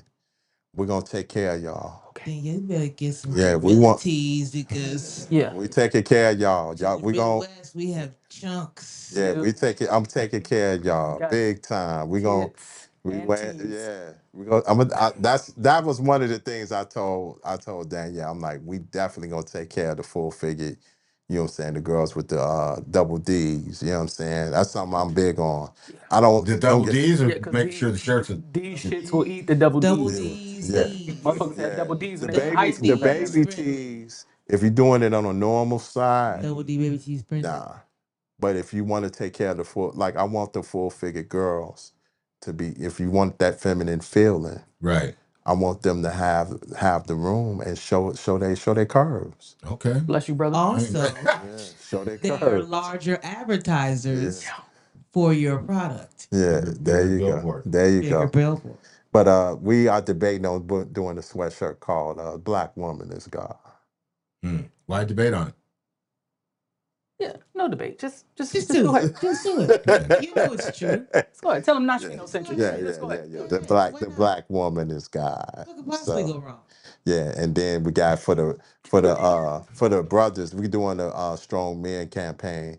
All my black women are superheroes. So we want the brothers to not be afraid to speak truth to power about the woman in their lives and the people who show love to them too. Man, I gotta have you back and come on to the check-in. I think it would be really, really dope. No problem. I want to bring Danielle here because she's most definitely. Yeah, she's a doctor too, so that's another thing too. That's what's up. Yeah. Somebody in the peanut gallery just said that. Yeah. Women of color are the most educated group of people in the United States. Strong. I'm not doubting the fact. And I'm just saying it just needs to be heard. Yeah. Without a But doubt. sometime September, we're looking at dropping it. We'll definitely need to have you back, both of you here, to talk about that, and we get some spins on it, play it, all that, the whole rollout. We'd love to be a part of that. We'll make sure we have your some tees and some sweatshirts. Now, I don't know if you looked over there, but she said it herself, so I'm not. Hey, she said you're gonna have to put some more X's on the shirts. We'll take care of y'all. We got you. I'm just saying. I'm just saying, if you bring a baby to your shit's gonna be a bra. So. All right.